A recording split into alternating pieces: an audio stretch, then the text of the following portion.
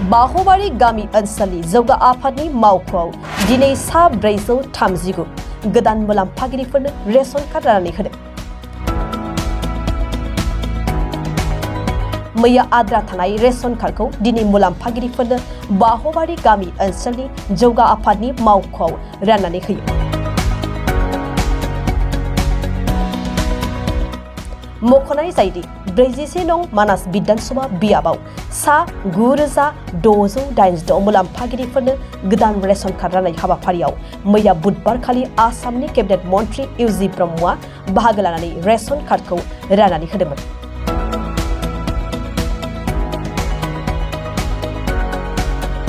बेनिनो माखासे होनो आद्रा थानायखौ दिनै बाहबारि गामि ओनसोलनि जौगा आफादनि मावख'आव राननानै होनाय जायो।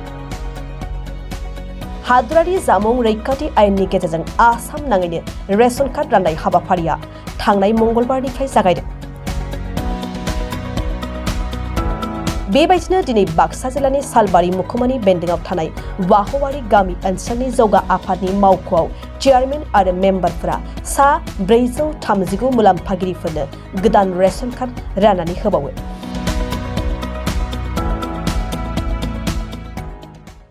बे समाव दंफैयो आङो बाबारि पिसिडिसिनि मावख'आव मोनसे मैयासो जानानै थांनाय रेशन कार्ड राननाय हाबाफारियाव आसामनि केबिनेट मन्थ्रि इउजि ब्रह्म बिथाङा रेशन कार्ड मोनगिरिफोरनो रेशन रानना होनाय हाबाफारिया मैया जाना थाङो।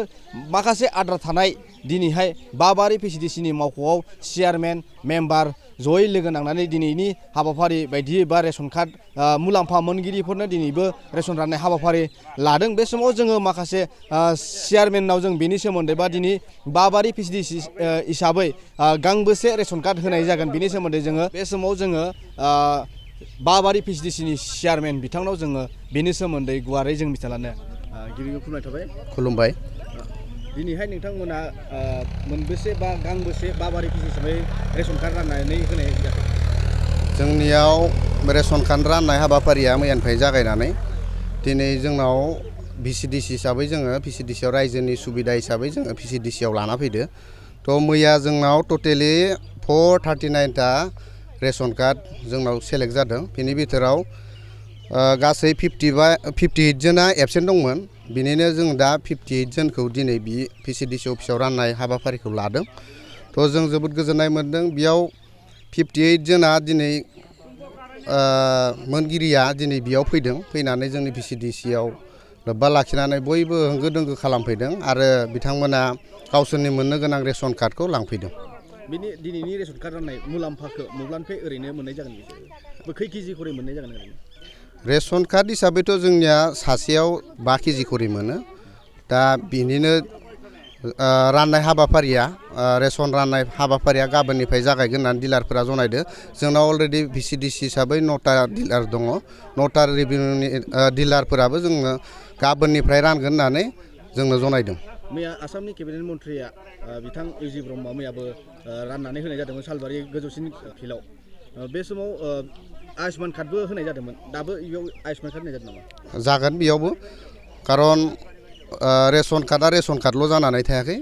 बेजों लोगोसे रेशन कार्डजों लोगोसे गेसनिबो अनलाइन खालामनो हागोन, गेसबो मोननो हागोन आरो लोगोसे आयुष्मान भारत कार्डखौबो मोननो हागोन। बे आयुष्मान कार्डआ न'खरनि जिखुनु बेमार आजार जानायफोराव बे कार्डनि थ्रुयै जिखुनु बेमारि आजारफोरखौ माने अपारेशन खालामनायाव माने बहुद जोंखौ हेल्प खालामगोन होननानै जों आसा थिदो आरो। ओरैनो बेसेबांसो रेहाय मोनगोन बे आयुष्मान कार्डजों? आयुष्मानजों 5 लाखनि रेहाय होनना मिथिगौ।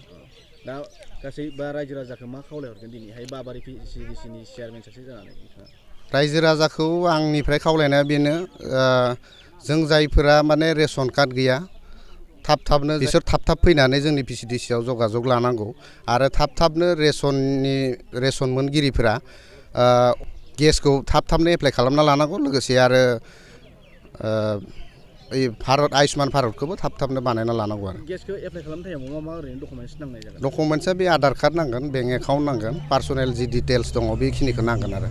ओरैनो बाबारि पिसिडि हिसाबै गंबेसे गामिजों हरनाय जादों ओरैनो बे? बाबारि पिसिडि हिसाबै जोंनाव 9टा रेभिनिउ दं। 9टा रेभिनिउआवबो 9टा डिलार्स दङ। 9टा डिलार्सआबो गाबोननिफ्राय माइरं राननाय हाबाफारिखौ जागायगोन। नंगौ बिथाङानो जाबाय बाबारि फिसिलिटिसनि चेयारमेन लोगोसे जोङो मुलाम्फा मोनगिरि बा रेसन मोनगिरि बिथांमोनाव जों माखासे बेनि सोमोन्दै मोनबाय मोनबाय बबेनिफ्राय फैदों ओरैनो बेलगुरिनि एबारसो मोनदों ना एबारसो मोनदों फार्स्ट गोदान गोसोआव माबायदि मोनदों जोबोर मोजां मोनदों ओरैनो केजि खरै मोनगोन ना बेसे मोनगोनबा मिथिथ'वाखै आरो ना मिथिथ'वाखै आयुष्मान कार्डबो मोनदों ना मोनाखै मोनगोन